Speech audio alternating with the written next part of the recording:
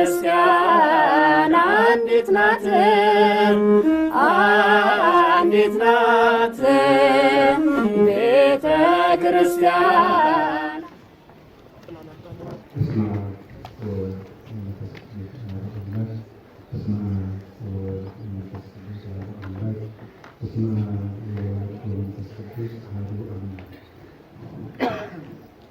በባሕርዩ ሞት በመንግሥተ ሰማያት የተገኘበት ቅድመ ዓለም የነበረ ማእከለ ዓለም ያለ ዓለምን አሳልፎ የሚኖር የሕይወት ባለቤት ነው እግዚአብሔር ኃጢአታችን ታግሶ እስከዚች ሰዓት ስላደረሰን በልብ አስበን በአንደበት ተናግረን ስለምንፈጽመው ስለ ቸርነት ሥራው ስሙ የተመሰገነ ይሁን።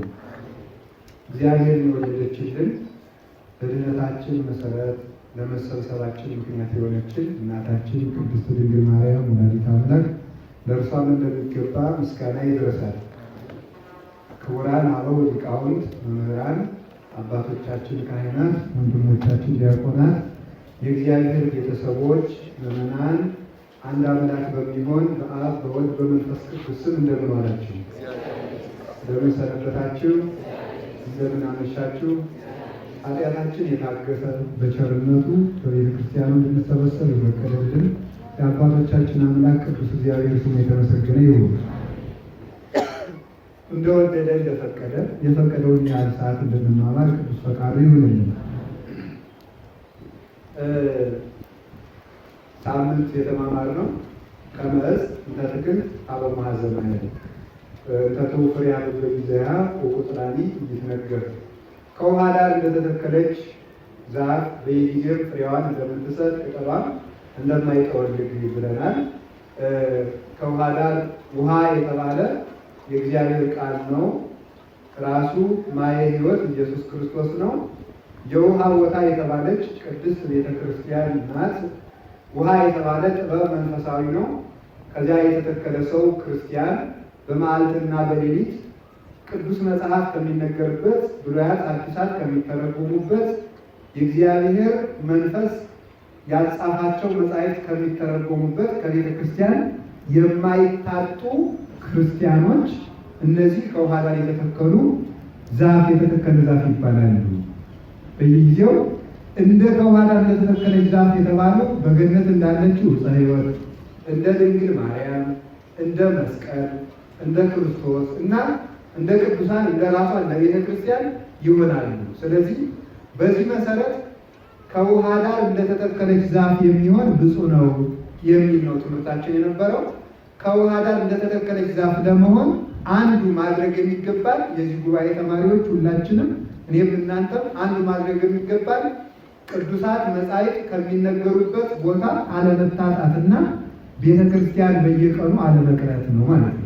ስለዚህ በዚህ ጉባኤ በሳምንታዊ ጉባኤ የወሰንነው ለራሳችን ለሕይወታችን ወስነን መሄድ ያለብን ቤተ ክርስቲያን በየቀኑ ላንቀር ለራሳችን ለአእምሯችን ለእግዚአብሔር ቃል እንገባለንና ከዚያ ቀጥሎ ደግሞ ቅዱሳት መጻሕፍት ከሚነገሩበት ቦታ ላንታጣ ቃል መግባት ከማየ ሕይወት ከክርስቶስም ላለመነጠል ቃል መግባት ይጠበቅብናል። ያን እንድናደርግ ያው እግዚአብሔር ቅዱስ ፈቃዱ ይሁንልን። ዛሬ ደግሞ እንድንማማር ቅዱስ ፈቃዱ ይሁንልን። ሀጣንሰ አኮ ከመዝ ሀጣንሰ አኮ ከመዝ ዳይሙ ከመመሬት ዘይግፎ ነፋስ እንገጸ ምድር ወበይንተዚህ ይትነሱ ሀጣን እምደይን ረሲአን እምደይን ወይ ሀጣን ውስተ ምክረ ጻድቃን። ዛሬ የመጨረሻዋን ነጥብ ይዛታል። የመጨረሻው የጉባኤ ወይም የመዝሙር አንድ መጨረሻ አይደለም። አሁን ከምናነባቸው ጥቅሶች የመጨረሻውን ቃል ለዛሬው መነሻ እናደርገዋለን ማለት ነው። ወይ ሀጣን ውስተ ምክረ ጻድቃን፣ ሀጣን በጻድቃን ምክር አይሄዱም።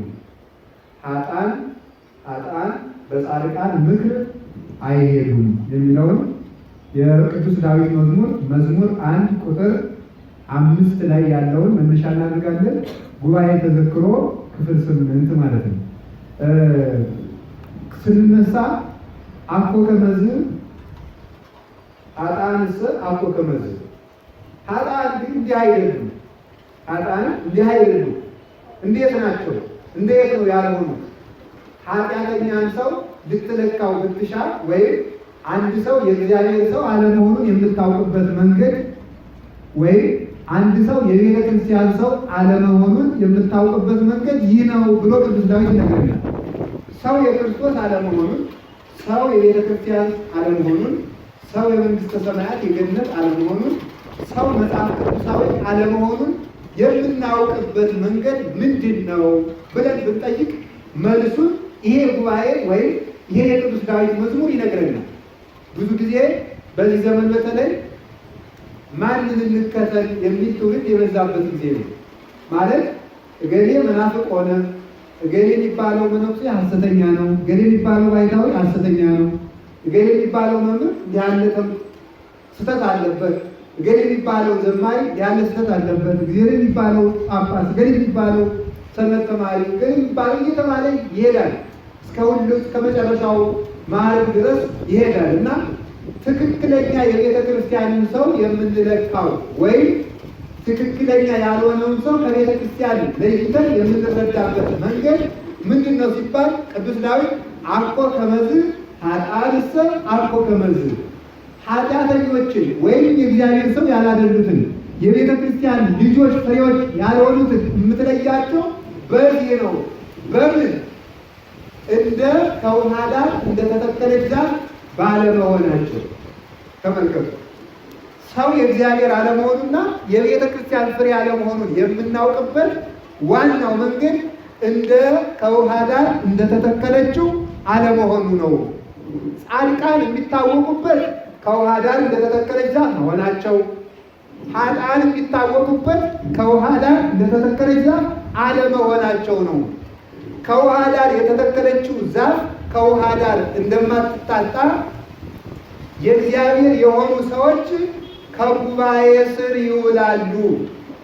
ከጉባኤ ስር አይታጡ፣ ከጻድቃን ስር አይታጡ፣ ከመስቀሉ ስር አይታጡ፣ ከቤተ ክርስቲያን ስርዓት አያፈገፍጉ፣ ስርዓተ ቤተ ክርስቲያንን አይቃወሙ፣ ከክርስቶስ ሥጋና ደም አይርቁ፣ ከቅድስት ድንግል ማርያም ምልጃ፣ ረድኤት፣ ምስጋና እና ትምህርት ከነዚህ ሁሉ የማይርቁት ከቅዱሳን አበው አሰረ ፍኖት የማይርቁት የእግዚአብሔር እንደሆኑ ሲታወቅ ከክርስቶስ ሥጋና ደም የራቁ ስርዓተ ቤተ ክርስቲያንን የሚቃወሙ ፍኖተ አበውን የጣሱ ፍኖተ አበው የሄዱበት መንገድ ትሕትና ሆኖ እነሱ ትዕቢተኞች፣ አበው የሄዱበት መንገድ ጾም ሆኖ እነሱ ሆዳሞች፣ አበው የሄዱበት መንገድ ልግስና ሆኖ እነሱ ንፉጎች፣ አበው የሄዱበት መንገድ አንድነት ሆኖ እነሱ የሚለያዩ፣ አበው የኖሩበት መንገድ ምስጋና ሆኖ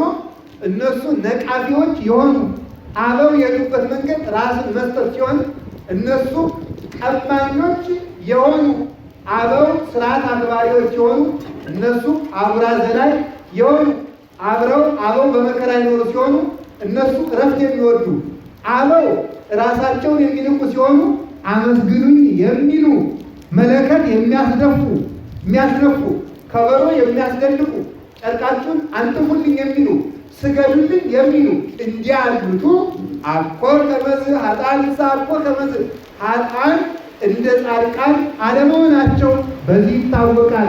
በምን? ፍኖተ ክርስቶስን፣ ፍኖተ ወንጌልን፣ ፍኖተ መስቀልን፣ ፍኖተ እግዝእትነ ማርያምን፣ ፍኖተ ቅዱሳንን፣ ፍኖተ ቤተ ክርስቲያንን የሚቃወሙ የቤተ ክርስቲያን አለመሆናቸው በዚህ ይታወቃል። ፍኖተ ክርስቶስን ወርሲ ፍኖተ እግዝእትነ ማርያምን፣ ፍኖተ መስቀልን፣ ፍኖተ ቤተ ክርስቲያንን፣ ፍኖተ ቅዱሳንን የማይከተሉ የቤተ ክርስቲያን አለመሆናቸው በዚህ ይታወቃል። አኮ ከመዝ ኃጥአንሰ አኮ ከመዝ ጻድቃን ከስርዓት አይታጡ፣ ኃጥአን አጉራ ዘላዮች ናቸው። ኃጥአን በንጽሕና ይኖራሉ። እነዚህ እርኩሰትን ይደግፋሉ። አሁን ስታዩት ብዙ ሰው ማንንም ሰው መለካት ብትፈልጉ ጾምን ነቅፎ የሆድ ጠበቃ ከሆነ፣ ምንኩስና ነቅፎ የርኩሰት ጠበቃ ከሆነ፣ ስርዓተ ቤተ ክርስቲያንን ነቅፎ ለአጉራ ዘላይነት ጠበቃ ከሆነ፣ መከራን ነቅፎ ለድልድል ለቅብጥልነት ጠበቃ ከሆነ ፍኖተ ክርስቶስ የለውም። አንድ ክርስቲያን ክርስቲያን የሚያሰኘው፣ አንድ መምህር መምህር የሚያሰኘው፣ አንድ መነኮስ መነኮስ የሚያሰኘው፣ አንድ ጳጳስ ጳጳስ የሚያሰኘው፣ አንድ ካህን አንድ ዲያቆን ካህን የሚያሰኘው በእነዚህ ጸንቶ መኖሩ ነው። ከፍኖተ ክርስቶስ፣ ከፍኖተ እግዝእትነ ማርያም፣ ከፍኖተ መስቀል፣ ከፍኖተ ወንጌል እና ከፍኖተ ቅዱሳን ከነዚህ ያልተናወጸ የእግዚአብሔር መሆኑ በዚህ ይታወቃል። ቅዱስ አግናጤዎስ ሲናገር አንድን ጳጳስ ይላል፣ አንድን ጳጳስ ጵጵስናውን የምናደንቅለት ይላል። ምሳሌ የምናደንቅለት የመጀመሪያ የተካው ወንበር ታላቅ በመሆኑ ነው ይላል። አንድን ሹመት ሹመት የሚያሰኘው አንድን ሹመት ሹመት የሚያሰኘው ምንድን ነው? የተተካበት ወንበር የትልቅ ሰው መሆኑ ነው። የትልቅ ሰው መሆኑ ባሉ የማን መሆኑ ነው? ምሳሌ ምንኩስና የማን ወንበር ነው? የእንጦንስ በሉ እንጂ የእንጦንስ የመቃርስ በሉ። ቅስና የማን ወንበር ነው? የጴጥሮስ በሉ። ዲቁና የማን ወንበር ነው? የእስጢፋኖስ በሉ እንጂ ጥሩ ብላችኋል። ጵጵስና የማን ወንበር ነው? የክርስቶስ በሉ። ከዚያ የሐዋርያት እስቲ የሐዋርያት በሉ። የሐዋርያት ትዳርሳ የአብርሃም እስቲ የአብርሃም በሉ። ስለዚህ አንድ ሰው ክርስቲያን ምዕመንነት እሳ የማን ወንበር ይመስላችኋል? የሐዋርያት ቤተሰቦች የ5,000 ሕዝብ ቤተሰቦች ወይም ቅዱስ ጴጥሮስ ሰብኮ በአንድ ቀን ያሳምናቸው የ3,000 ሕዝብ ምትክ ነው እና አንድ ሰው በኖረበት በቆመበት ሹመት ሊደነቅ የሚችለው የተካውን ሰው ወንበር ሕይወት ወይም የተካውን ወንበር ሰው ሕይወት ቋሚ አድርጎ በመኖሩና ያን በመከተሉ ነው። መምህር ነኝ ብሎ ከቆመ የመምህራንን ይከተል።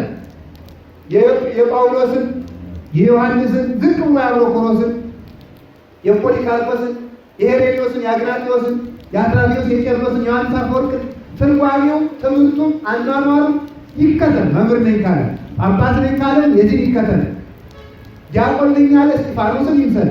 ካህን ነኝ ካለ ቅዱስ ጴጥሮስን ይምሰል። ሕዝብ ነኝ ካለ ደግሞ የሐዋርያትን ሕዝብ ይምሰል።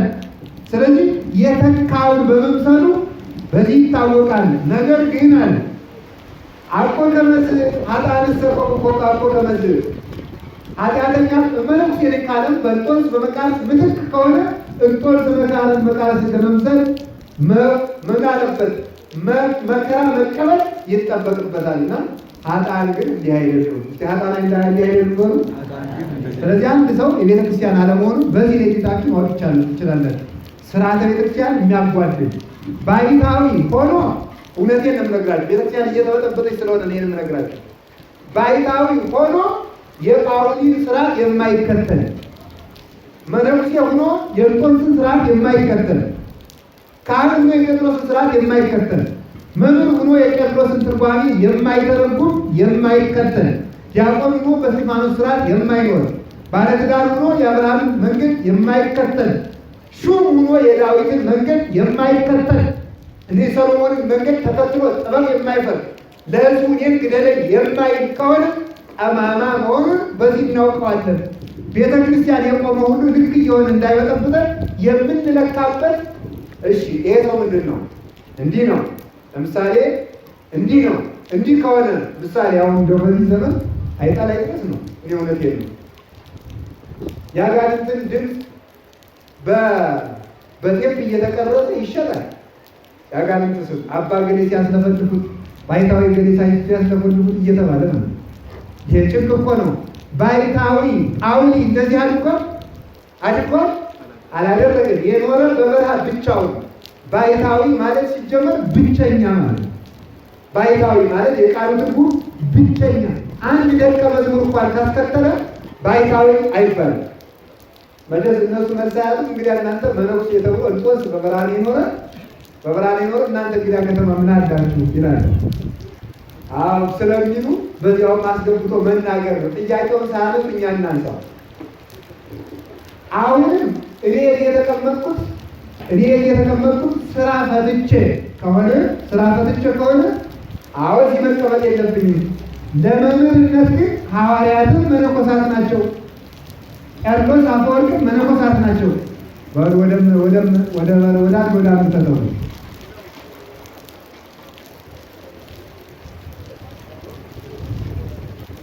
አንዳንድ ጊዜ ወንበሩን በላይ አድርጎ ልክ ይደረጋል።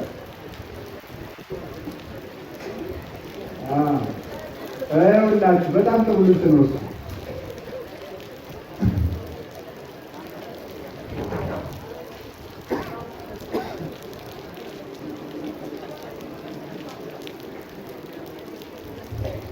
ለይበት ዋናው ነገር በዚህ ነው። ባይታዊ ማለት ብቸኛ ማለት ነው። ብቸኛ ከሆነ አንድ ደቀ መዝሙር ማስከተል አይነበረም።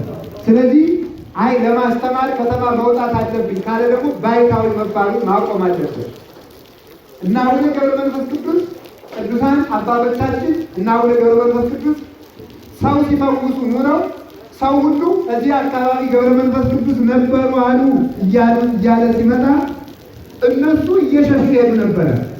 እነሱ ሸሽተው ሄዱ። አለ አንድ ሰው በሽተኛ ይዞ መጣ። ምኑ ለመጣ ሲለው የአቡነ ገብረ መንፈስ ቅዱስ ደቀ መዝሙር ሰው ታሞብኝ እዚህ ገብረ መንፈስ ቅዱስ እዚህ የሚፈውስ ሰው አለ ተብሎ ይዤ መጥቼ ያሉ። አይ እሳቸው እዚህ ተቀምጠው ነበርና ከተቀመጡበት ቦታ ላይ አስተኛው ይድንልሃል አለው። ሲያስተኛው ተፈወሰለት። ስለዚህ አባቶቻችን እየሸሹ ምስጋናን እየሸሹ መፈወስን እየሸሹ ዛሬ ግን የሚገርም ነው በእውነት የፈውስ ቀን እያሉ ቀን ቀጥረው እንደ ምናፍቃን አፎ ከመዝ ሀጣንሰ የዚህ ዘመን ባይታውያን በከተማ ያሉትን ነው በማኅበረ ሥላሴ ያሉትን በዋልድባ ያሉትን አላልኩም። ነገር ግን ሕዝብ የሚያደናብሩ አጋንንት እናወጣለን እያሉ የሚያደናብሩት አፎ ከመዝ ሀጣን እሰ አፎ ከመዝ እንዲህ ያሉቱ እንደ ተክለ ሃይማኖት አይደሉም። አቡነ ተክለ ሃይማኖት አጋንንት እያስከፈለፉ አላዳመጡም እና አቡነ ገብረ መንፈስ ቅዱስ እንዲህ አይደሉም። እኔ ያህል ዓመት ተጋድያለሁ አይሉ፣ እኔ ያህል መከራ ተቀብያለሁ ነው ገድላቸውን ራሳቸው አይናገሩም። ከምስጋና ይሸሻሉ እንጂ ምስጋናን የሚፈልጉ ስርዓተ ቤተክርስቲያን የሚቃወሙ አኮ ከመዝ ሀጣንሰ አኮ ከመዝ። ስለዚህ ሀጣን እንደ ጻድቃን አይደሉም። እስኪ በሉ ሀጣን ነው እንደምን አይደሉም? በቃ ስለዚህ የቤተ ክርስቲያን ስራ አይደለውም። በዚህ እንለየዋለን። ስርዓተ ቤተ ክርስቲያን ሐዋርያት በስርዓት ከኖሩ አንደኛ ተሰሎንቄ ምዕራፍ 5 ቁጥር 14 ላይ ታነቡ እንዲህ ይላል ቅዱስ ጳውሎስ ገሥጽዎሙ ለእንቲአሁኑ መንበረ ሥርዓት፣ ያለ ስርዓት የሚሄዱትን ውቀሷቸው ይላል። ያለ ስርዓት የሚሄዱትን ውቀሷቸው፣ ገሥጿቸው። ስርዓተ ቤተ ክርስቲያን አያስፈልግም የሚሉ በሐዋርያው በቅዱስ ጳውሎስ መንገድ እንዳልሄዱ በዚህ እናውቃቸዋለን። ቁርባን አያስፈልግም የሚሉ እኔ የሕይወት እንጀራ ነኝ ብሏል ጌታ ብሎ በጻፈው በዮሐንስ ወንጌላዊ መንገድ የማይሄዱ እንደሆኑ በዚህ እናውቃቸዋለን። ክህነት እኔም ካህን ነኝ የሚሉ በሲሞን መሰሪ መንገድ እንጂ በጴጥሮስ መንገድ ያልሄዱ እንደሆኑ በዚህ እናውቃቸዋለን። ክህነትን የሚነቅፉት በጴጥሮስ መንገድ እንዳልሄዱ እናውቃቸዋለን። ስርዓትን የሚነቅፉ በጳውሎስ መንገድ እንዳልሄዱ እናውቃቸዋለን። ድንግልናን የሚነቅፉ በኤልያስ መንገድ እንዳልሄዱ እናውቃቸዋለን። ስለዚህ ስርዓትን፣ ትዳርን የሚበትኑ እነዚህ ደግሞ በማን መንገድ? በቃና ዘገሊላው በረከት እንዳልተጎበኙ እናያቸዋለን። በዚህ እመቤታችን የማያከብሩ የአምላክን እናት አምላክ እናቴ ናት ያላትን እናት ያልንም የሚሉ ከአምላክ እበልጣለሁ ያሉ አጋንንት ወይም ጣዖት እንደሆኑ በዚህ እናውቃቸዋለን። ሐዋርያት ጴጥሮስ ተዘግዝቆ ከተሰቀለ፣ ጳውሎስ አንገቱን ከተቆረጠ፣ ቶማስ እጁን ቆዳው ከተገፈፈ ቆዳውን ተሸክሞ ከዞረ፣ ሉቃስ አንገቱን ከተቆረጠ፣ ማትያስ እንደዚሁ፣ እንድርያስ በገመድ እየተጎተተ አካሉ ከተቆራረጠ፣ ማርቆስ ከበሬዎች ጅራት ታስሮ እየተጎተተ ከተቆራረጠ። እነዚህን አንመስልም፣ መከራ አያስፈልገንም፣ በክርስቶስ መከራ ብቻ ድኛለሁ፣ እኔ ምቾት ነው የምፈልግ የሚሉ አኮ ከመዝ እነዚህ እንደ ሐዋርያት አይደሉም፣ እንደ ነቢያት አይደሉም። ቁርባን የሌላቸው የሐዋርያት ሃይማኖት የላቸውም። ክህነት የሌላቸው የሐዋርያት ሃይማኖት የላቸውም። ምንኩስናን የሚነቅፉ ሐዋርያት መነኮሳት ናቸው የላቸውም።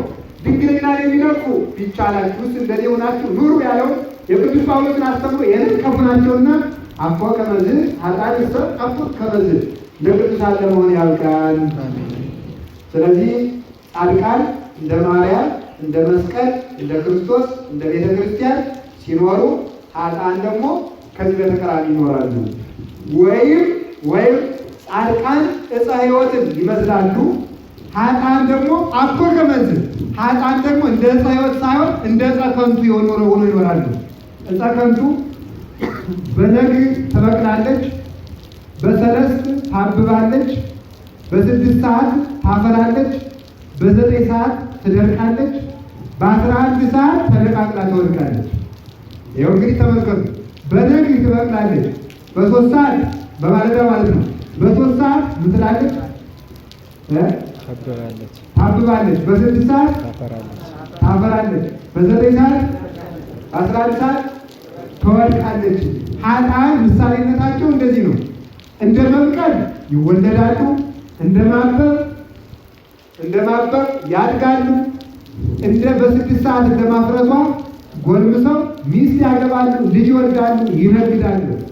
በ9 ሰዓት እንደ መድረክ ይህ ሁሉ አድርገው ልቁረብ ሳይሉ፣ አስራት ላውጣ ሳይሉ፣ ልታረቅ ሳይሉ፣ ልናዘዝ ሳይሉ፣ ጽድቅ ልፈጽም ልስገድ ልጸልይ ሳይሉ ይሞታሉ። በ11 ሰዓት ተነቃቅላ ከዚህ ደረሰች አትባልም። የደረቀውን ገለባዋን ኳ ብላ እንደምትሄድ በምን ትሄዳለች? እነዚህ ከሞቱ በኋላ ከዚህ ደረሱ አይባሉም። ከዚህ ደረሱ አይባሉም። ላላችሁ ከዚህ ደረሱ አይባሉም። አሁን ከዚህ ደረሱ። አሁን ተመልከቱ።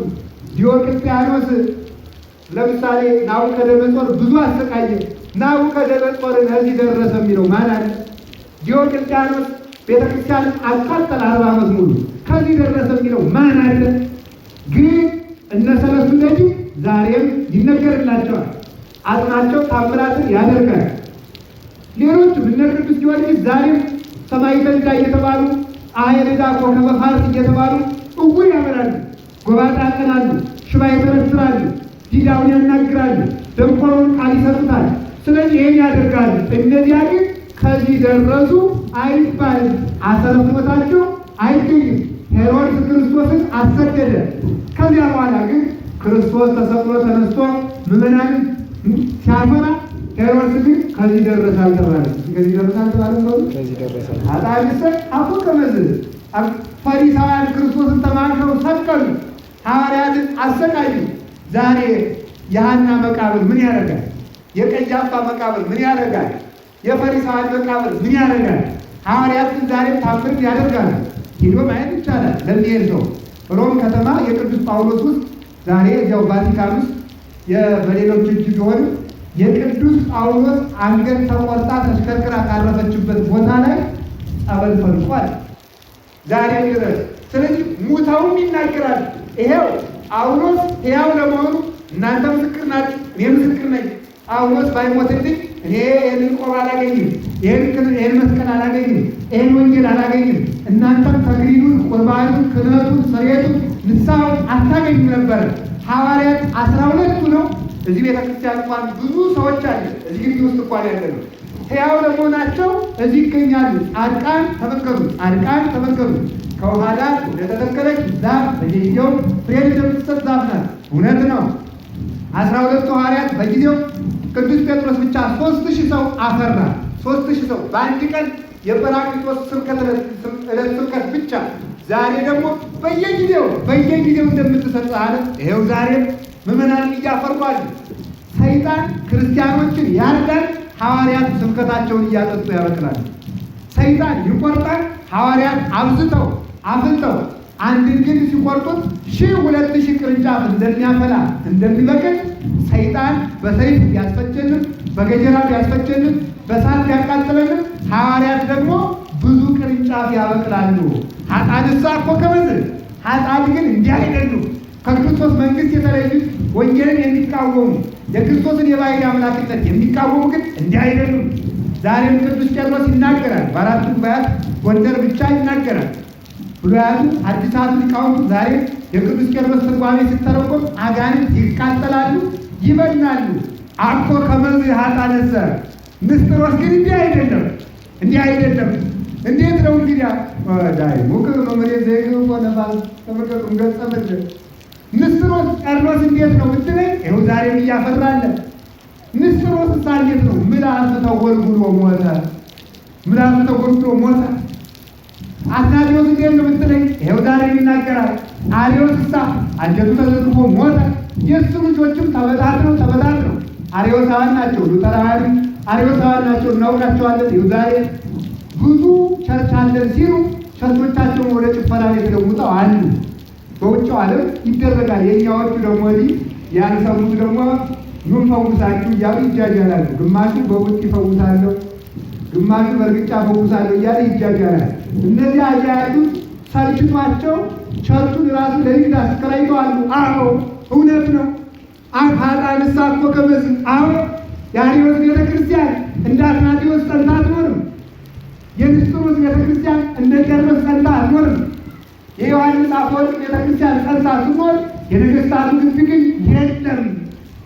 ዮሐንስ አፈወርቅ ዛሬም አፍርቶ ተተክሎ በቤተ ክርስቲያን ምንጊዜም ንጹሕ መዓዛው ይጣፍጥለታል፣ ንጹሕ ፍሬው ይለቀማል፣ ንጹሕ ውሃ ያፈሳል፣ የትርጓሜን ወንዝ ይቀዳል። ዛሬም እሱን ያሰደደችው አውዶክሲያ ግን አሰረ ፍኖቷ የለም። ስለዚህ እንደ ጻድቃን ከጻድቃን ማህበር ይጀምራል። እግዚአብሔር አኮ ከመዝ ሀጣንሳ አኮ ከመዝ እንዲህ አይነት ወዳጄ ለምን ነው የምታያቸው? ብዙ ተከታይ ቢኖራቸው በሹመት ቢያይሩ፣ ፍርድ ቢያጓድሉ፣ ድሃ ቢበድሉ፣ መጽሐፍ ቢያጣምሙ፣ መጽሐፍ ቢቆነጽኑ፣ ትርጓሜ ቢያጣምሙ፣ ክርስቲያን ቢያሳድዱ እንዲህ አይንሰል። አኮ ከመዝ ሀጣን እንደ ጻድቃን ጸንተው የሚኖሩ አይንሰል። ዳይሙ ከመመሬት ዘይግ ሆነ ፋስን ገጸ ምድር መንፈስ ቅዱስ ጠራርጎ ከመላእክት ዓለም እንደ ቃላቸው እንደ አጋንንት ተጠርገው ይወጣሉ እንጂ። አዎ ሄሮድስ 3 ዓመት ቢበዛ 3 ዓመት ሊያሰድድ ይችላል። ከ3 ዓመት በኋላ ግን እሱ ሙቶ እመቤታችን ትመለሳለች። ቤተ ክርስቲያን 3 ዓመት፣ 4 ዓመት፣ 5 ዓመት፣ 6 ዓመት፣ 7 ዓመት ልትሰቃይ ትችላለች። ሄሮድስን መሞቱ ማርያምን ከእመቤታችን ከስደት መመለሱ አይቀርም እና የቤተ ክርስቲያን የደስታ ዘመን እግዚአብሔር ይመልስልን። አሜን በሉ። እምገጸ ምድር ምንድን ነው? ነፋስ እንደሚወስደው አፈር ናቸው። ነፋስ የተባሉ አጋንንት ናቸው። ነፋስ የተባሉ አጋንንት ናቸው። ወዘቆል ከነመርፈ ሕይወት እሙትና ከጥፋት ውሃ ድነህ የሕይወት ወደብ የሆንከን ብለን በመጽሐፈ ኪዳን እናመሰግነዋለን። ውይዛተ መናፍስቱ እየነቀነቁ ያመጡትን የኃጢአት ጎርፍ ጸጥ ያደረግልን ብለን እናመሰግነዋለን። ስለዚህ ነፋስ የተባሉ አጋንንት ናቸው። ቅዱስ ሳዊሮስ ዘአንጾኪያ ዮሐንስ ምዕራፍ 8 ሲተረጉም ይናገራል። ወተንሥኦ ገሠጾሙ ለነፋሳት ይላል። ተነስቶ ነፋሳቱን ገሰጻቸው ይላል። ተነስቶ በሉ ነፋሳቱን እናደረጋቸው ገሰጻቸው። ይቅርታ ዮሐንስ 8 አይደለም ማቴዎስ 8። ጌታ አንቀላፍቶ ነበር፣ ተኝቷል። ሙሉ ታሪኩን አልተርከውም። በዚያ ጊዜ ሐዋርያት ተጨነቁ፣ የማይበሉ ገነፈለ። ከዚያ በኋላ ሐዋርያት አድነን አሉት። ተነስቶ ነፋሳቱን ገሰጻቸው ይላል። ወኮን አብይ ዛይል ታላቅ ጸጥታም ሆነ። ይህንን ቅዱስ ሳዊሮስ ዘአንጾኪያ ተረጉሞ ምን ይላል? ወዳጄ ነፋስ የተባለው ነፋስ አይምሰልህ፣ ማይበል የተባለው ማይበል አይምሰልህ፣ ተነስቶም የተባለው እንቅልፍ አይምሰልህ እና ማይበል የተባለው አለ ተመልከቱ። ማይበል የተባለው አጋንንት የሚያመጡት የኃጢአት፣ የጦርነት፣ የሽኩቻ፣ የክደት ማይበል ነው። ነፋሳት የተባሉ አጋንንት ናቸው። ስለዚህ ምን አደረገ? ክርስቶስ እንዲሰቀል አጋንንት የሁከት የግርግርታ ማይበል አስነስተው ነበረ። የሕዝቡን ልቡና እያወቁ ነገስታቱን እነ ሄሮድስን በስልጣናችሁ መጣባችሁ እያስባሉ ልቡናቸውን እየቆጠቆጡ ሕዝቡ እንዲታወርና እውነትን እንዳይመለከት እያደረጉ ክርስቶስ ይሰቀል እያደረጉ አወቁ። ተሰቀለ፣ ተቀበረ። በመነጋው ምስክር አቆሙ። ደቀ መዛሙርቱ ሰርቀው ወስደውታል አሉ። ዮሴፍ ኒቆዲሞስ ሰርቀው ወስደውታል አሉ። ሌሎችም ሰርቀው ወስደውታል አሉ። እንዲህ ያለ የክደት የስቃይ ሁከት አስነሱ። ወተንሥኦ ገሠጾሙ ለነፋሳት ተነስቶ ነፋሳትን ገሰጻቸው ማለት ከሙታን ተለይቶ ተነስቶ ፍጡር ነው የሚሉትን አጋንንት ያመጡትን ክደት ጸጥ አደረገው። እስቲ ተመልከቱ፣ ሲጸጥ አደረገው በሉ። አጋንንት ያመጡትን ምንድን ክደት። ቅዱስ ዮሐንስ አፈወርቅ ሲናገር አንተ አለ ሐዋርያት ሰርቀው ወሰዱት የምትል ማቴዎስ 28 ሲተረጉም ነው። ሐዋርያት ሰርቀው ወሰዱት የምትል ሐሙስ ማታ አላውቀውም እያሉ አንዲት ሴት ሲፈሩ የነበሩ እነ ጴጥሮስ ናቸው። ከቴም የማያንቀላፉ ኃያላን ወታደሮች ካሉበት መቃብር መጥተው እሱን ወጥተው የክርስቶስን ሥጋውን አውጥተው የሚወስዱት አንዲት ሴት የፈራው ቅዱስ ጴጥሮስ እንዴት ነው ከፍቶ መቃብር ከፍቶ ሥጋውን ሊወስድ የቻለው? አንድ ሲይዛቸው ነው ቅዱስ አትናቴዎስ። ሁለተኛስ ደግሞ በረሃብ ተሰቃይተው ተቸግረው የነበሩ ሐዋርያት እንዴት ነው እንደዚያ ወታደሮች አልፈው የክርስቶስን ሥጋ ሊወስዱ የቻሉት? ወደ ሶስተኛስ አንተ ሐሰተኛ ምስክር እስኪ ንገረኝ ይላቸዋል ወታደሮች።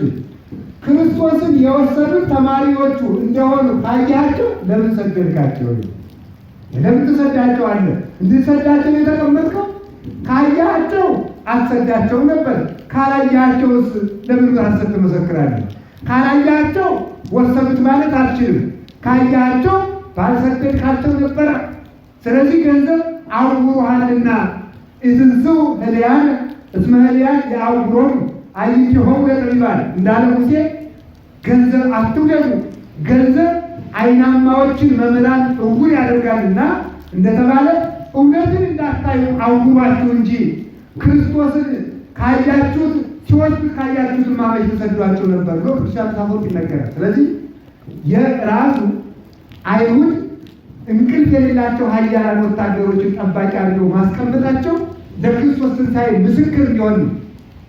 ባይጠብቁት ኑሮ ጠባቂ ባያኖር ኑሮ ተነሳ ስንል ላለማመናቸው ምክንያት የሆናቸው ነበርና ተነስቶ ምን አላቸው? ተነስቶ ነፋሳቱን ገሰጻቸው። እስኪ በሉ ተነስቶ ነፋሳት ምን አላቸው? ገሰጻቸው። ምን ማለት ነው? ከሙታን ተለይቶ ተነስቶ ክርስቶስ ፍጡር ነው የሚሉ ሎቱ ስብሐት አጋንንትን በትንሣኤው ገሰጻቸው። እስኪ በትንሣኤው ገሰጻቸው ነው። በትንሣኤው ገሰጻቸው። አዎ በመነሳቱ በ50ኛው ቀን መንፈስ ቅዱስን ላከና በሐዋርያት አንደበት 72 ቋንቋ ሲነገር በትንሣኤው አጋንንትን ገሰጻቸው። መንፈስ ቅዱስን አውርዷልና ክርስቶስ ባይነሳስ መንፈስ ቅዱስ ባልወረደ ነበር። መንፈስ ቅዱስ ባይወርድስ ኑሮ ሐዋርያት 72 ቋንቋ ባላወቁ ነበር። አጋንንትን ባላወጡ ነበር። ታምር ባላደረጉ ነበር። እነ ቅዱስ ጴጥሮስ በጥላቸው ድውይ ባልፈወሱ ነበር። እነ ጳውሎስ በጨርቃቸው ጫፍ ሙት ባላነሱ ነበር። ስለዚህ ተነስቶ ነፋሳትን ገሰጻቸው የተባሉ ነፋሳት የተባሉ አጋንንት ናቸው። ነፋስ እንደሚጠርገው ናቸው። ኃጥአን ነፋስ እንደሚጠርገው ትቢያ ናቸው ማለት ኃጢአተኞች አጋንንት እንደሚበትኗቸው እንደ መናፍቃን ናቸው። ለአጋንንት አንድነት እንደሌላቸው ለመናፍቃን አንድነት የላቸውም። መናፍቃን የማይወዱት ህብረት አይወዱም፣ አንድነት አይወዱም፣ መስማማት አይወዱም፣ ፍጅት ይወዳሉ። ከማመስገን ይልቅ መንቀፍ ይወዳሉ። መንቀፍ እንደ ፈሪሳውያን ናቸው። እርስ በርሳቸው እንደተለያዩት እንደ ፈሪሳውያን ናቸው። ኃጥአን ከቃሉ ጋር ነው። ከቃሉ ጋር ነው። ፈሪሳውያን ሐሜት ይወዳሉ። ሐሜት እንዲህ ይላሉ፣ ቀረብ ብለው መናጢዎች ናቸው። ማምላክ ይህ ለሐዋርያት ቀረብ ቢሉና ቀስ ብለው መምህራችሁ ለምንድን ነው ከኃጢአተኞች ጋር የሚበላ ይላሉ። ለክርስቶስ ደግሞ ቀረብ ቢሉና ደቀ መዛሙርት የማይጾሙ ለምንድን ነው? ስለዚህ ክርስቶስን ለሐዋርያት ያማሉ፣ ሐዋርያትን ለክርስቶስ ያማሉ ማለት እንዲህ ያሉ ጠማሞች መለያየት የሚያመጡ የሚወዱ ናቸው። ዛሬ እነዚህ የመሰሉ አሉ። ክርስቶስን ለሐዋርያት እንደማማት ኢየሱስ አማላጅ ነው ብለው ክርስቶስን የሚያሙ፣ ግማሾቹ ነቢይ ነው ብለው የሚያሙ ደፍረው የሚናገሩ ነቢይ ነው ብለው ነቢይ ፈጣሪ ይባላል፣ ነቢይ በድንግልና ይወለዳል፣ ነቢይ ሞትን ያሸንፋል፣ ነቢይ ከሙታን ተለይቶ ይነሳል። አይነሳም። በኋላማ ይነሳል፣ በስልጣኑ እንጂ በጌትነቱ እንጂ። ነቢይ በባህር ላይ ይራመዳል፣ በስልጣኑ ሕግ ይሰራል፣ አጋንንትን በስልጣኑ ያወጣል፣ ሙታንን በስልጣኑ ያስነሳል። ክርስቶስ የባህር አምላክ ነው። ስለዚህ ዛሬም ክርስቶስን የሚያሙት አሉ። መለያየት ማምጣት የሚፈልጉ ደግሞ ሐዋርያትን ደግሞ ለማን ያማሉ? ለክርስቶስ ወንድ ክርስቶስን ለሐዋርያት እንደማለት ክርስቶስን የሚያሙልን ሞልተዋል። ግማሾቹ እንዲህ ነው፣ ግማሾቹ እንዲህ ነው የሚሉ ሐዋርያትን ለክርስቶስ እንደማማት ደግሞ እመቤታችን ያማሉ። እንደኛ እኮ ሰው ናት፣ ደካማ እኮ ናት ይላል ለአዲስ ሰው በእውነቱ አስቀድማ መንፈስ ቅዱስ በእሷ ከኃጢአት ሊጠብቃት አድሮባት ሳለ ነገር ግን ኃጢአት አለባት እንደኛ ብለው ያማሉ። ሐዋርያትን ያማሉ፣ አቡነ ተክለ ሃይማኖትን ያማሉ። የቅዱሳንን ገድል ማስቀጠል ይወዳሉ። ያው ሐዋርያትን ለክርስቶስ ማማት የአጋንንት ልጆች የፈሪሳውያን ልማድ እንደሆነ የአጋንንት ልጆች ዛሬ የቅዱሳንን ገድል በማስቀጠል የተጠመዱ ናቸው ማለት። ቅዱሳን ያስቀጥላሉ። ማማት ደስ ይላቸዋል። ከማመስገን ይልቅ መንቀፍ ደስ ይላቸዋል። የክርስቶስን ጉባኤ ያሙ እንደነበረ ሐዋርያት ማለት የክርስቶስ ጉባኤ ነው። ቤተክርስቲያኒቱ ዛሬ ያሟታል። ያልበራላት ጉባኤ፣ ጣዖት የምታመልክ ጉባኤ፣ ቤተ አማልክት የሆነች ክርስቶስን እያመለከች አምላኳ አንድ ክርስቶስ ሆኖ የምትፈትነው አንድ ክርስቶስ ሆኖ ቅዱሳንን ግን ለአርአያነት፣ ለምልጃ፣ ለረድኤት፣ ለጥበቃ የምትቀበላቸው ሲሆን እውነተኛው የባሕርይ እረኛዬ ክርስቶስ ነው፣ አምላኬ ክርስቶስ ነው ብላ የምታምነው ቤተክርስቲያን ቅዱሳንን እንደምታመልክ፣ ታቦት እንደምታመልክ፣ ብዙ አማልክት እንደምታባዛ የሌላትን ነው እያመጡ ቤተክርስቲያኒቱን ያማሉ፣ በሐሰት ይከሷታል። እንዲህ ያሉቱ መለያየትን ማምጣት የሚፈልጉት አኮ ከመዝ ኃጥአንሰ አኮ ከመዝ ኃጥአን አንድነት አይወዱም፣ መንቀፍ ይወዳሉ፣ ትርጓሜ አይወዱም፣ ማጣም ይወዳሉ፣ ድንግልና አይወዱም፣ ዝሙት ይወዳሉ፣ ጾም አይወዱም፣ ሆድ ይወዳሉ። ኃጥአን እንዲህ ናቸው። እንደነዚህ ከመሆኑ ያይሰወን ወይ ኃጥአን እንዲህ ናቸው። ኃጥአን በምን ይታወቃሉ ሲባል አንድ ሰው አጋንንት እንደቀረበ የምናውቃለሁ ካለ አጋንንት እንደቀረበው የሚታወቀው የጀመረውን ስራ የማይፈጽም በመሆኑ የጀመረውን ስራ የማይፈጽም ምን በመሆኑ ይታወቃል? አጋንንት እንደቀረበው ይታወቃል። ምን ጊዜም በጎ ስራ ጀምራችሁ አላስፈጽማችሁ ካለ የሰይጣን እንዳልሆነ በዚህ ወቁት። አንዳንዱ ሰው ቅኔ ጀምሮ ቅዳሴ ተማሪ ይለዋል፣ አስቋርጦ ቅዳሴ ይመስጠዋል። ቅዳሴ የሚማርበት ቅኔ ነው ይለዋል። አቋቋም ከሚማርበት ዜማ ነው ጥሩ ይለዋል። አውቆ ነው ሰይጣን። ስትጸልዩ ራትና ይላል። ጥናቱ ቀረ። ጥናቱ ምስል ያደርጋል። ሲጸልዩ ሲያጠኑ ተመልከቱ፣ ሌላ ያሳስባል። ስለዚህ የጀመርነውን መልካም ነገር አስጠልቶ ያልጀመርነውን የሚያሳስበን ከሆነ ምንም እንኳን መልካም ነገር ቢሆን የሰይጣን እንደሆነ ማወቅ ይጠበቅብናል። ምሳሌ የመነኮሰውን ሰው አብርሃም እኮ በትዳር ኖረዋል ካለው ይሄ ነገር ነው። አብርሃም በትዳር መኖሩ መልካም ነው፣ ግን ምርኩስና አብቶ አይደለም። አብርሃም ያገባውን ሰው ኤልያስ ጥለውኝ ካለው ችግር ነው። አብርሃም ተመልከቱ፣ ሳራን ጥሎ እንዳልመነነ፣ ልጆቹን በትኖ እንዳልመነነ፣ የያዙትን መልካም ነገር የሚያስጠላ ሌላ መልካም ነገር የሚያስወድድ የለም።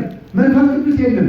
በመንፈስ ቅዱስ ስራ ውስጥ መለያየት ስለሌለበት፣ ስለዚህ ኃጥአንሰ ተመልከቱ፣ ጻድቃን እንዴት ናቸው? በየጊዜው ፍሬ የሚሰጡ። ኃጥአን እንዴት ናቸው? ታይተው የሚጠፉ። እስኪ ታይተው የሚጠፉ ሆኑ። ጸሎቱን ይጀምሩታል። አንድ ሳምንት መልክአ ዜማ፣ ሳምንት ድርሳነ ሚካኤል፣ ሳምንት ውዳሴ አምላክ፣ ሳምንት አንዱን መለዋወጥ፣ ጸሎቱን መለወጥ፣ ቤተክርስቲያኑን መለወጥ፣ ሳምንት ተክለ ሃይማኖት፣ ሳምንት አንዱ መለዋወጥ። ቤተክርስቲያንም ሲሳል በየበዓላቸው መዞር ይቻላል። እሑድ ግን ከአጥቢያ ቤተክርስቲያን መሳም ይገባል። አጥቢያ ቤተክርስቲያን መሳም ከተተከሉባት መገኘት ነገር ለዋዋሎች መሆን የለብንም። አንድ ካህን ሊቀ ጳጳሱ ሳይፈቅድለት፣ ኤጲስቆጶሱ ሳይፈቅድለት፣ የሀገረ ስብከቱ ሊቀ ጳጳስ ሳይፈቅድለት ከሌላ ደብር ሂዶ ካረፈደ ክህነቱ ይያዝበት። አንድ እሑድ ብቻ ነው። አንድ እሑድ ከሚያረፍድበት ደብር ትቶ ከአጥቢያ ቤተክርስቲያኑ ትቶ ሌላ ደብር ካረፈደ አንሶሳዊ ነገር ነው። ይሄ ነገር አመላላሽ ነው እና እንዲህ ያለውን ሰው ክህነቱን የያዙበት ይላል። ምን ምናምን እንደዚህ ከተተከልባት ቦታ ላይ መገኘት ይገባል። ነገር በመለዋወጥ መልካም ነገር ማምጣት አይቻልም። ጽድቅ ማለት የያዙትን አጽንቶ መቀጠልና መታገል ማለት ነው። ኃጥአን ግን እንዲህ አይደሉም። ስለዚህ ነፋሳት የተባሉ አጋንንት ናቸው። አጋንንት እንደሚጠራርጓቸው ናቸው። ከቃሉ ጋር ናችሁ። እግዚአብሔር ሁላችን ጋር ነው።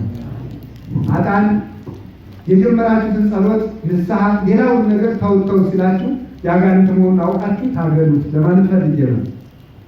ነፋስ የሚወስደው ደረቅ አፈርን ነው። ደረቅ አፈርን ነው። ልምላሜ ንስሐ የሌለባቸው፣ ቆጽለ ሃይማኖት የሌላቸው፣ ጽጌ ትሩፋት የሌላቸው፣ ፍሬ ክብር የሌላቸው እንዲህ ያሉቱ ምንድን ናቸው? አጋንንት ጠርገው ወደ ሲኦል እንደሚወስዷቸው እንደ መናፍቃን ናቸው። ተመልከቱ። ልምላሜ ሃይማኖት፣ ልምላሜ ንስሐ፣ ልምላሜ ንስሐ፣ ቆጽለ ሃይማኖት፣ ጽጌ ትሩፋት፣ ፍሬ ክብር የሌላቸው ማለት ቅጠል ደረቁን ቅጠል መሬት የረገፈውን ነፋስ ጠርጎ ይወስደዋል። የንስሐ ልምላሜ የሌላቸውንም አጋንንት ጠርገው ወደ ሲኦል ይወስዷቸዋል። እንደዚሁ ቆጽል ከቆጽሉ ተለይቶ የረገፈውን አጋንንት ጠርገው ወደ ምን ይወስዱታል? ወደ ሲኦል ይወስዱታል። ነፋሳት ከቆጽሉ የረገፈውን ደረቅ ቅጠል ጠርገው ወደ ውሃ፣ ወደ ገደል፣ ወደ እሳት እንደሚያደርጉት ነፋሳት እንደዚሁ ሁሉ ሃይማኖት የሌለውን ሰው፣ ከሃይማኖት የጎደለውን ሰው አጋንንት ወደ ባሕረ ገሃነም፣ ወደ ገሃነመ እሳት ወርውረው ይጥሉታል። ወይም ነፋስ እንደሚጠርገው አፈር ናቸው የተባሉት እነዚህ ምንድን ናቸው መሰላችሁ? ሰይጣን በፈተናቸው ቁጥር የሚናወጡ ክርስቲያኖች ናቸው። ምን አላችሁ? ማን በፈተናቸው ቁጥር ነው? ሰይጣን በፈተናቸው ቁጥር ምን የሚሉ የሚናወጡ ክርስቲያኖች እንዲህ ይመስላሉ። አንድ ነገር ሲነሳ ከቤተ ክርስቲያን የሚሸሹ መከራን የሚፈሩ ክርስቲያኖች በዚህ ይመሰላሉ። እኛ ግን ከተተከልንበት እንዳንናወጥ ሕያው እግዚአብሔር ይጠብቀን።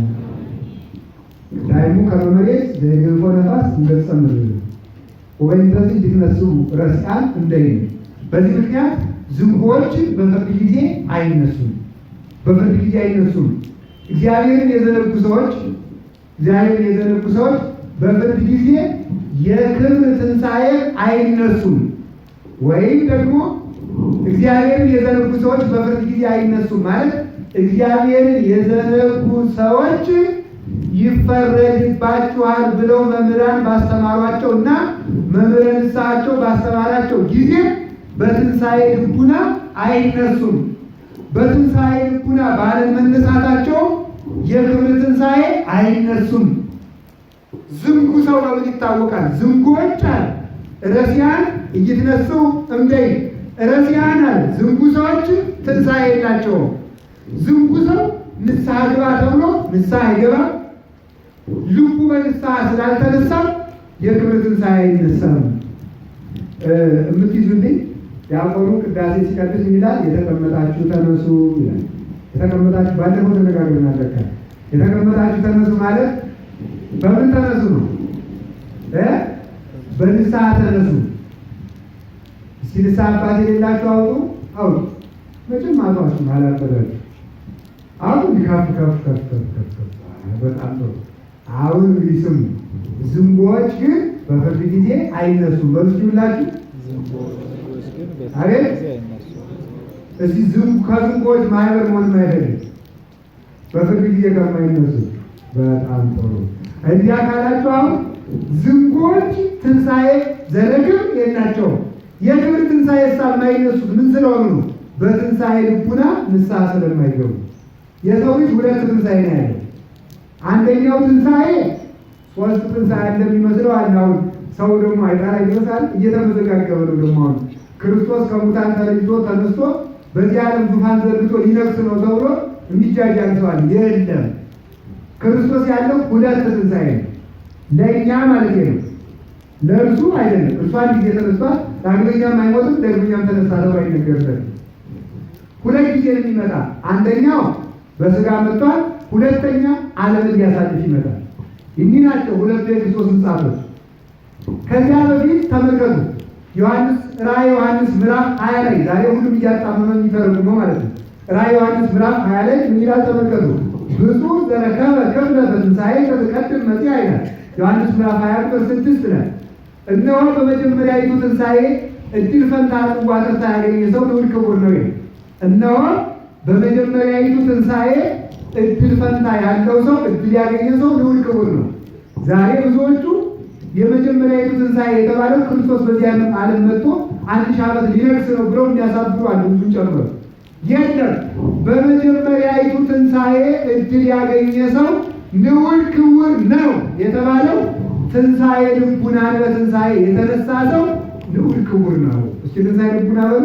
ትንሣኤ ልቡና በምን ይነሳል? እሱ በሉ ኧረ በንስሐ በሉ። በንስሐ ከዛ ምን አለ ቅዱስ ዮሐንስ ወንጌላዊ በዚህ ሰው ላይ ሞት ስልጣን የለውምና ማለት መጀመሪያ ትንሣኤ ልቡናን በተነሳ ሰው ላይ አጋንንት የነፍስ ሞት ያስከትሉበት ዘንድ ስልጣን የላቸውምና ይሄ።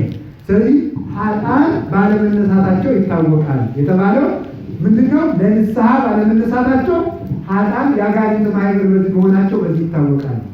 ስለዚህ ለመዳን እንዳድን ካላችሁ ትንሣኤ ልቡና ተነሱ። ትንሣኤ ልቡና እንዲኖረን ፈቃዱ ይሁንልን።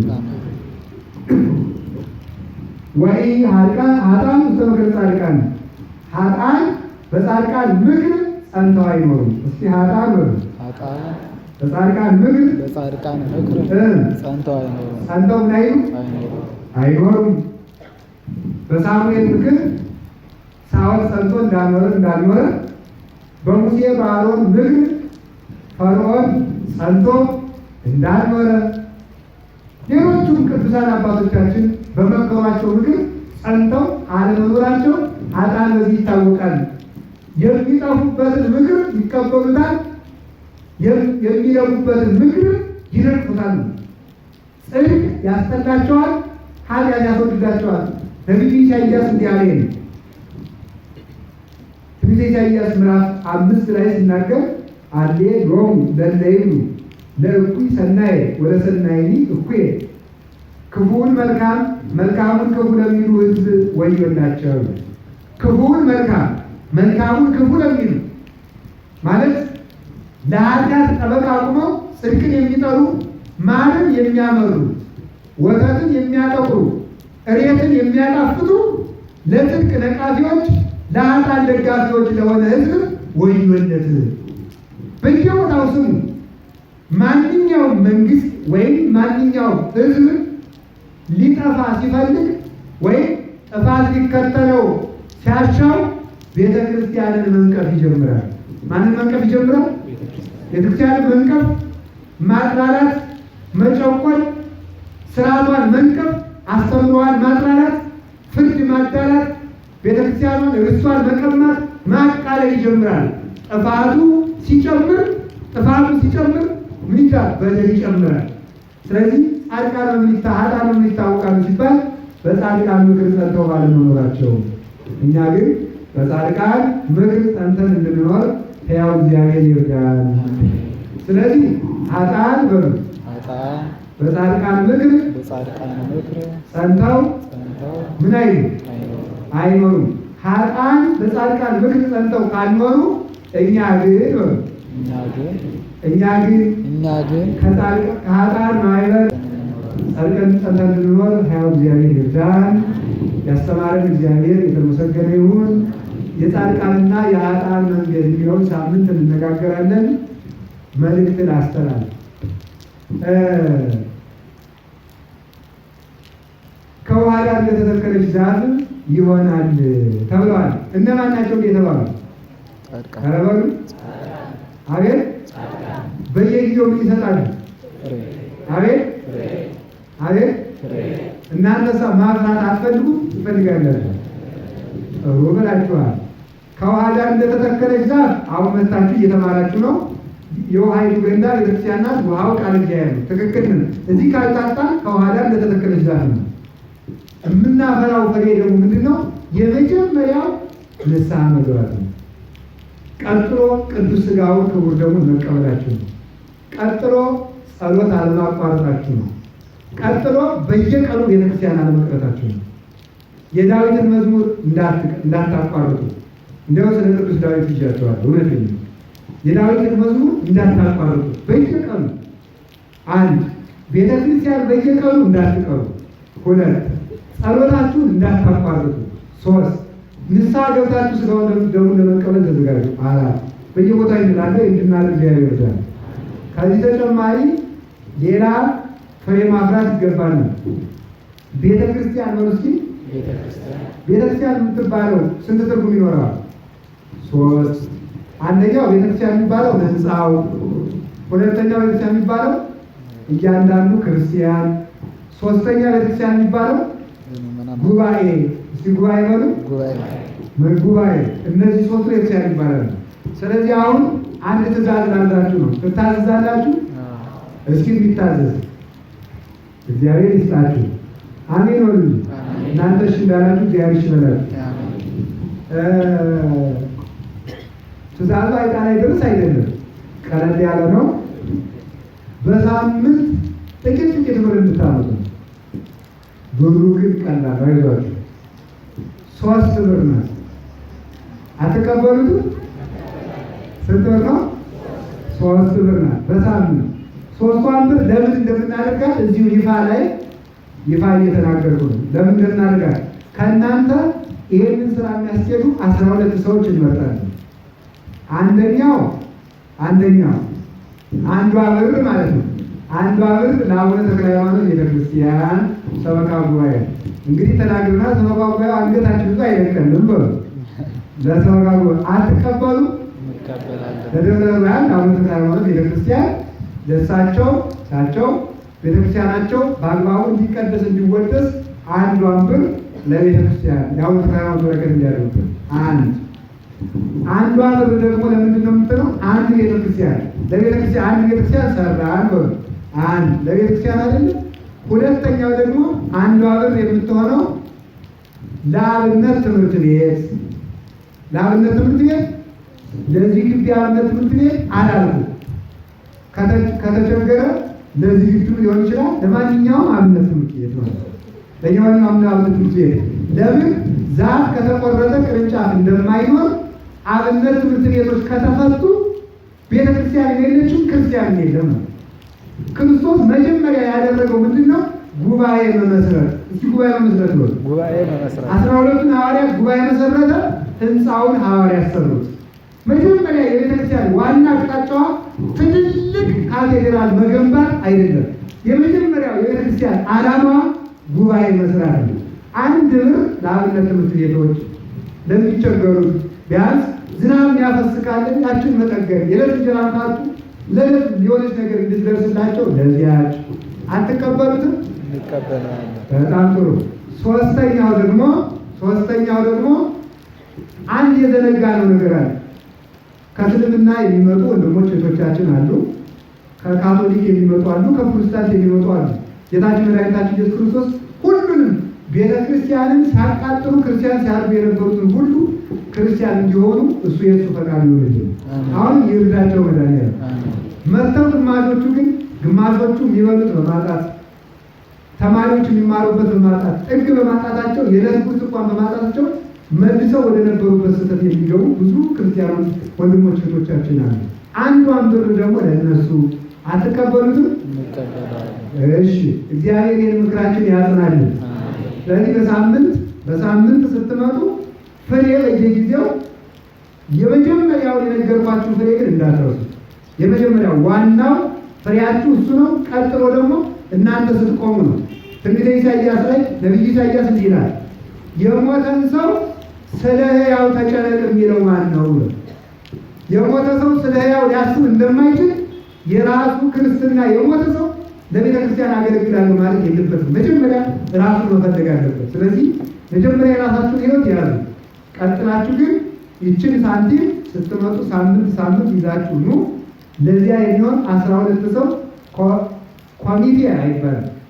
ምን ይባላል? የቤተ ክርስቲያን ወንድሞች ነው የሚባሉት። እስቲ ወንድሞች በሉ። አዎ 12 ወንድሞች እህቶች፣ የቤተ ክርስቲያን ጉባኤ የሚሆኑ ወንድሞችና እህቶችን እንመርጣለን። 12 እነዚያ ያስኬዱታል። ነገር ግን እንደግን ያልናገርም ሰበካ ጉባኤው ሰበካ ጉባኤ ሌላ ቀን አልናገርም። ይሄን ነገር በየሳምንቱ በኋላ ትምህርት እንማማር። የሄደበት የጸበል ቦታ አለ። ያንን ሊያስመልስ በሂደት ላይ ነው ያለ። ከአንድ ሚሊዮን ብር በላይ ተጠይቄያለሁ ብለዋል። ይህን ህንፃ እየሰራው ነው ብለዋል። እውነታቸው ነው ብለዋል ሳይሆን እያየ ነው አለ። ስለዚህ 3ቱን ብር አምጥቻለሁ ብላችሁ ይህን መርዳት እየቻላችሁ እንዳትረዱ ማለት አይደለም። ሰምታችሁ ያላለ መስጠት የሚችል ሰው በየሳምንቱ የሰበካ ጉባኤው እና የህንፃ ኮሚቴው እዚህ ኮሚቴ ባይባል ጥሩ ነው። ተለምዶ ቀርቶ ነው ያስቸገረ። እዚህ ውስጥ እዚህ ምንድን ነው የሚባለው? የሚቆረጠው ካለ ደረሰኝ ይዘው ይቀመጣሉ። ሳንቲም ካላችሁ እየቆረጣችሁ መስጠት ትችላላችሁ። ጥላ አንዘቀዝቅም፣ አይነመንም። ስለዚህ እዚች ላይ ደረሰኝ ይዘው ይቀመጣሉ። ልማት ኮሚቴ 10 ብር አግኝቻለሁ ለአቡነ ተክለ ሃይማኖት ቤተክርስቲያን ህንፃ ማሰሪያ ይሁንልኝ፣ የእሳቸው ደብር አይቸገር፣ ባለጸጋው ተክለ ሃይማኖት ለዝንጀሮ ለእንስሳት የሚያስቡት የእሳቸው ቤተክርስቲያን አይጣብኝ ያለ ሰው መስጠት ይችላል። አቅማችሁን የምታውቁት እናንተና አቡነ ተክለ ሃይማኖት ናቸው። ይህን አላገሩም። በቋሚነት ግን ይችን እንድታመጡ እዚች ላይ ዳውጃ ትዘረጋለች። በሳምንት 3 ብር ያለው ነው። ከሌላችሁ ባሏችሁን ሁላችሁ ማለት ነው። ቢኖራችሁ ደግሞ መስጠት ካልፈለጋችሁ ምንሽ